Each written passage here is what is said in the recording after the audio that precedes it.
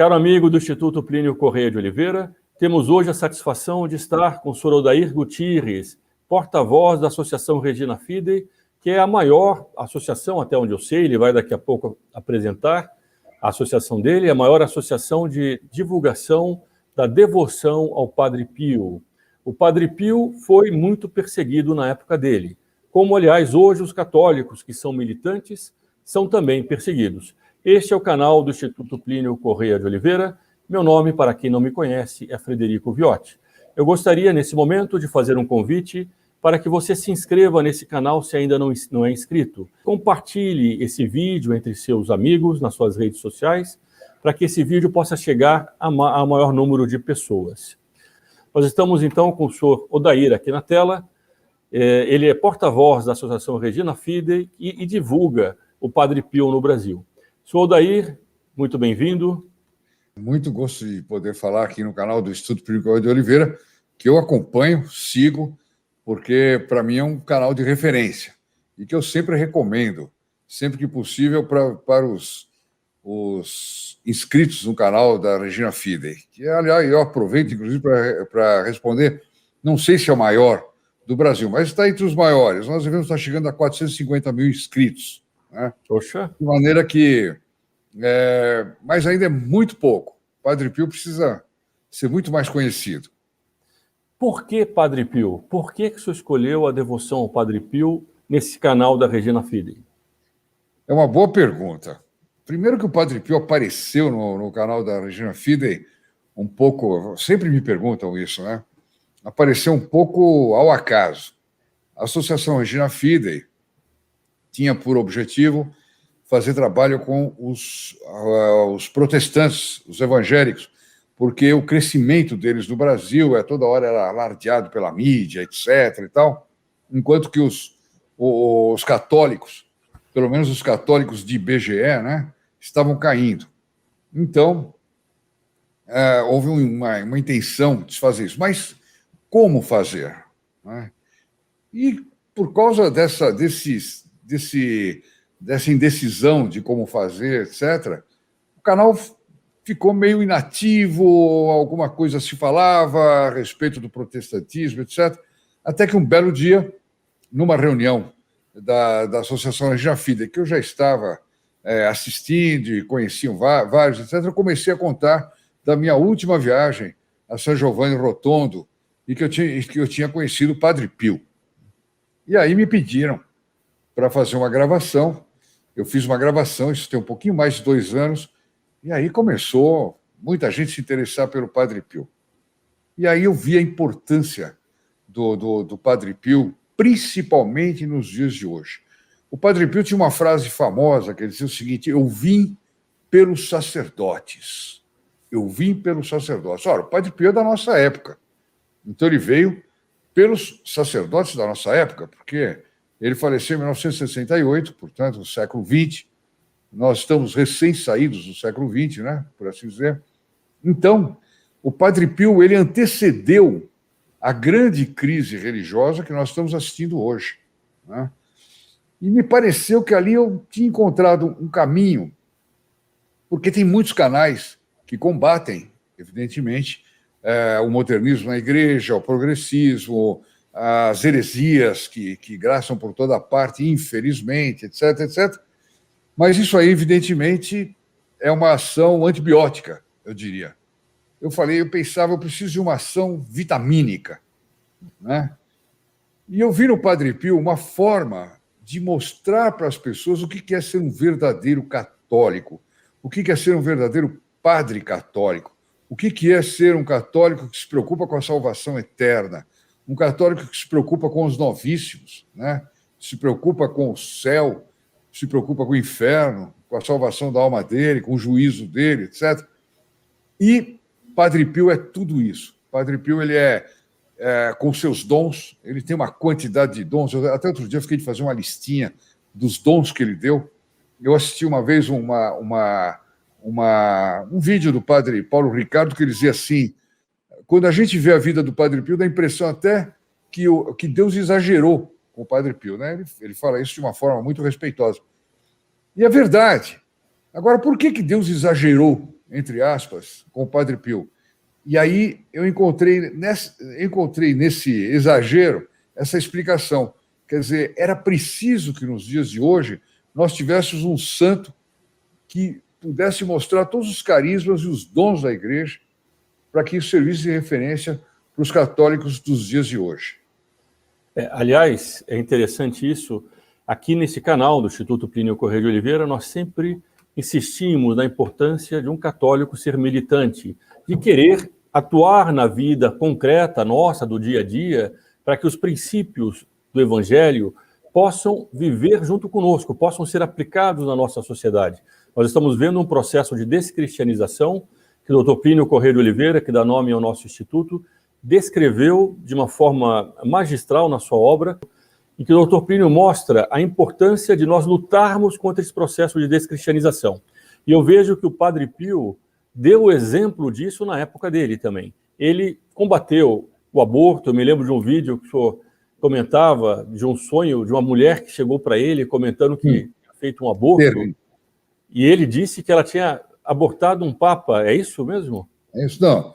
Ela se ajoelhou para confessar e ele disse para ela, feche os olhos. Ela fechou os olhos e por alguns minutos ela se viu na praça de São Pedro. Não, aí ele disse, agora abra os olhos. O que a senhora viu? Ela disse, eu me vi na praça de São Pedro num grande cortejo de cardeais, guarda suíça e um papa sendo carregado na sua sédia gestatória.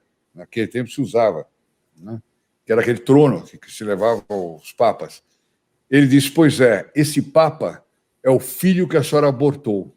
Porque estava nos desígnios de Deus que o seu filho se tornasse papa.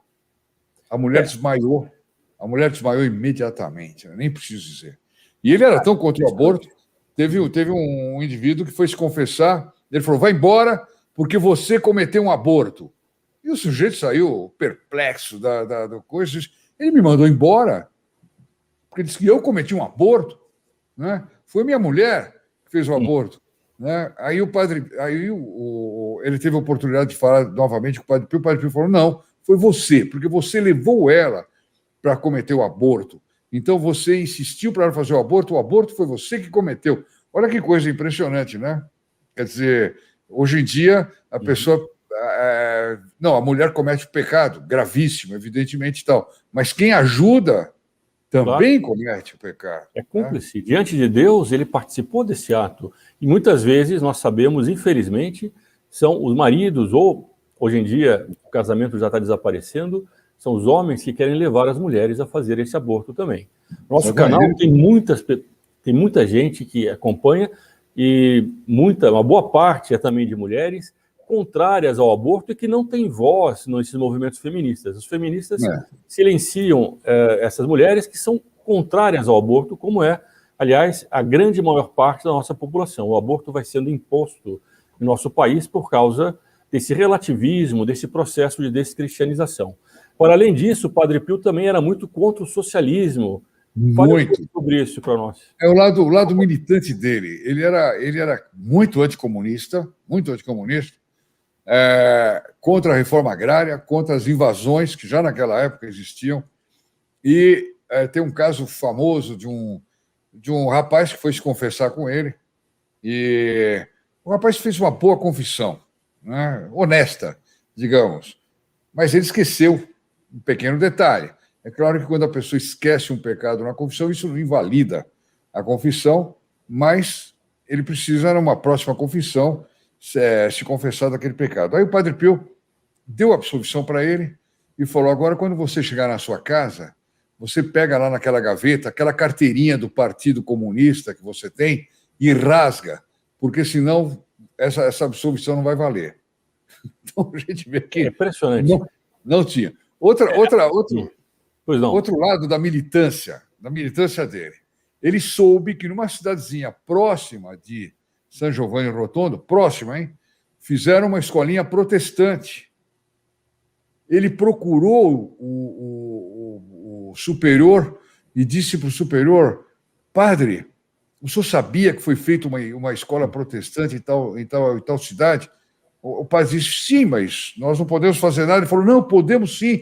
O senhor já pensou Quantas crianças vão blasfemar contra Nossa Senhora? O senhor já pensou? Então, ele imediatamente fez uma outra escola perto para fazer concorrência, para levar as crianças para ele, para as crianças não entrarem na escolinha protestante.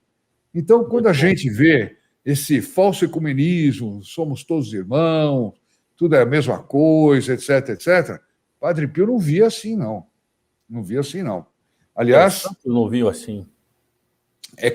Conta a história que quando levaram para ele as novas instruções do Concílio Vaticano, né, sobre a respeito do modo de se trajar dos capuchinhos, e se abolia o hábito dos capuchinhos ou se autorizava que os capuchinhos pudessem utilizar terno ou roupa clerical que não fosse o hábito, etc. E o Padre Pio olhou e disse assim: o quê? Vocês vão abandonar o hábito do nosso Senhor Jesus Cristo? Não queremos gente assim. Joga fora isso aqui, vocês são os carniceiros. Ele disse, por quê? Aí alguém disse para ele, não, mas acontece, tem muitas vocações jovens que têm dificuldade com o hábito. Ele falou, esses, nosso Senhor Jesus Cristo não os quer para ele. Impressionante. O hábito é uma lembrança sempre, para quem está vendo um sacerdote de batina ou um religioso de hábito, da eternidade, que a vida nossa é passageira. E nós devemos nos lembrar sempre disso. Infelizmente, hoje, sobretudo depois do Concílio Vaticano II, houve um grande abandono de todos esses meios tradicionais que a Igreja sempre teve às suas mãos para poder fazer a evangelização, a catequese do povo. Nós estamos hoje numa espécie de orfandade, e eu fico muito contente de ouvir essas histórias todas do Padre Pio, sobre a questão do Partido Comunista. Quantos católicos hoje, e aqui neste canal nós combatemos tanto a esquerda católica, a teologia da libertação, acabaram se deixando seduzir por causa da inveja. O socialismo é institucionalização da inveja, ele é filho do orgulho, e que o Dr. Plínio sempre combateu. E é sempre muito importante para nós ouvirmos como os santos também combateram isso na época deles. Sim. E o Padre Pio era o que hoje se chamaria de radical, né? Porque ele não favorecia nada, mas, ao mesmo tempo, ele era muito misericordioso. Procura-se passar uma ideia do Padre Pio como uma pessoa rústica, um homem assim bronco. E isso faz parte já da perseguição que o demônio faz contra a devoção ao Padre Pio, justamente até para afastar as pessoas dos sacramentos, né? Que ele vai ajoelhar e vai encontrar um Padre Pio botando ele para fora, etc. E olha que o Padre Pio recusava 30% das confissões, ele recusava a absolvição. Portanto, a coisa era séria. Mas todas as pessoas voltavam. Esse era um dom que ele tinha. Não é qualquer padre que pode fazer isso. Todas as pessoas voltavam. E aí ele era de uma doçura impressionante. Eu conheci lá em São Giovanni Rotondo a neta do cozinheiro dele no hospital da Sollievo della Sofferenza. E ela dizia que o pai dela morreu, o avô dela, aliás, morreu com uma frustração, que ele queria escrever um livro a respeito dessa doçura, né? Então a gente vê só os contrastes harmônicos. Ao mesmo tempo, ele muito rígido, muito duro, seria chamado de um radical hoje em dia, mas, ao mesmo tempo, a misericórdia também num equilíbrio perfeito. Então, ele dizia, ele era um homem muito fino, e ela dava um argumento muito interessante, porque o Padre Pio, um dos dons que ele tinha, era a ciência infusa. Ele era capaz de discutir com um engenheiro sem nunca ter estudado engenharia. Ele era capaz de discutir com um professor de filosofia questões complicadíssimas, sem jamais ter estudado filosofia, pelo menos naquele nível, né? E assim por diante. Esse mesmo homem, que era desse jeito, ela dizia, como é que ele poderia ser um bronco se ele foi educado por Deus? Eu achei o argumento interessante, né? Mas a imagem que se espalha é que o Padre Pio era um brucutu, entendeu? Isso é muito, muito espalhado, no Brasil, inclusive, onde ele é importante, portanto, mostrar esse outro lado do Padre Pio, esse lado da misericórdia, que muitas vezes a pessoa acaba esquecendo. A Regina Fidei me parece que nesse assunto faz um trabalho excepcional. Quantos... O senhor contou no começo que os senhores estão agora com 450 mil inscritos. Hoje, eu ouvi dizer... hoje deve estar batendo 440, né? Olha, eu ouvi dizer que em Portugal a Regina Fidei também é muito assistida. Muito, muito. A tal ponto que nós tivemos que abrir uma sucursal lá em Portugal, né, que já está para sair por esses dias, já tem tudo. As pessoas, inclusive, vão poder telefonar para o telefone gratuito da Regina Fidei. Eles vão poder ligar de Portugal, um telefone, um 0800 português, atendido por um brasileiro aqui, evidentemente, mas eles vão poder, inclusive, receber todo o material de divulgação que se faz do Padre Pio. Nós fazemos continuamente divulgações gratuitas, né? De coisas a respeito do Padre Pio, medalhas, terços, devocionários, fotos dele, etc. Então, o pessoal de Portugal não podia pedir, porque tinha que fazer um telefonema internacional, e para nós também estava complicado mandar por causa dos preços de correio, etc. Tudo isso está solucionado e agora vai começar para valer. Eu não saberia dizer aqui agora quantos inscritos nós temos em Portugal, mas todos os dias nós temos comentários no canal, a cada vídeo, de portugueses, dos lugares mais... Aliás, as cidades portuguesas têm nomes lindos e pitoresquíssimos, né? Então, a gente, a todo momento, tem uma surpresa dessas, lendo os comentários no canal. Os bons têm que se unir, têm que se conhecer. Não, porque os que são contra a civilização cristã, os que são contra a igreja, eles se unem imediatamente. Aliás, São João Bosco, não sei se o senhor conhece a história, dizia isso, ele que foi um grande educador, que nos colégios ele percebia que os meninos ruins, já no primeiro recreio, estavam todos juntos. Eles sem se conhecer. Imediatamente. Não se conheciam, já faziam amizade. Agora, os bons, infelizmente, muitas vezes ficam desarticulados, e quando eles se dão conta, os erros do mundo estão entrando dentro da casa dele. Então, chega o filho do colégio e o filho agora ouviu do professor um absurdo qualquer, porque os pais, não reagiram a tempo. E depois tentam remediar, e às vezes nem sempre dá tempo. Eu lamento que essa observação de São João Bosco também valha para os ambientes de trabalho. Infelizmente, eu tenho empresa, eu sei como é que é. Se chegar uma pessoa ruim, ele logo fica amigo do pior. É um negócio impressionante. E os bons se gostam rapidamente. No primeiro olhar, ficam amigos. Interessante isso. Interessante. Interessante, não, tem uma explicação, né? Anjos e demônios. Exatamente. Eu agradeço muito, senhor Odair, pela entrevista que o senhor nos deu. É muito importante nós divulgarmos bons canais católicos, apostólicos romanos nesse momento, e que, infelizmente, os contrários a isso são os que têm voz na imprensa. Nós praticamente não temos voz, nós dependemos do YouTube, dependemos da indicação de pessoas.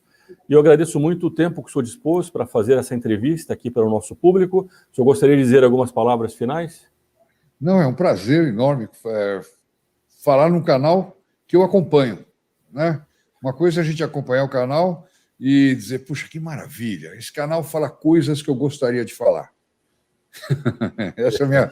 Eu tenho uma santa inveja. A inveja nunca é santa, mas, enfim, por assim dizer, a força de expressão, por causa dos temas que são tratados, são temas importantíssimos, importantíssimos. O nosso canal optou, evidentemente, por falar do Padre Pio continuamente, porque o Padre Pio é um universo tão gigantesco que eu dissiparia demais o canal se eu mudasse. E eu também não quero criar lá dentro um ambiente próprio de polêmica, porque tem todo tipo de gente que assiste. Mas esses temas tratados pelo Instituto são fundamentais para ser um católico militante. E eu digo isso porque eu vou, se me der a autorização, eu vou divulgar essa entrevista no canal Regina Fidei, claro. E eu quero que as pessoas da Regina Fidei vejam esse lado que nós temos que ter, do lado católico militante. É isso que eu gostaria de falar. Agradecemos muito a sua presença aqui no canal. Eu gostaria de lembrar novamente a questão da inscrição, que é muito importante, do compartilhamento. Compartilhe entre seus contatos, nas suas redes sociais, esse vídeo, para que eles tenham acesso a essas informações. A todos, meu muito obrigado por ter nos acompanhado até agora. Viva Cristo Rei e sua mãe, Maria Santíssima. Ave Maria, cheia de graça. O Senhor é convosco. Bendita sois vós entre as mulheres, e bendito é o fruto do vosso ventre, Jesus. Santa Maria, Mãe de Deus, rogai por nós, pecadores, agora e na hora da nossa morte. Amém. In nome del Padre, del Figliolo e dello Spirito Santo, e così sia. Sia lodato Gesù e Maria, e buonanotte a tutti.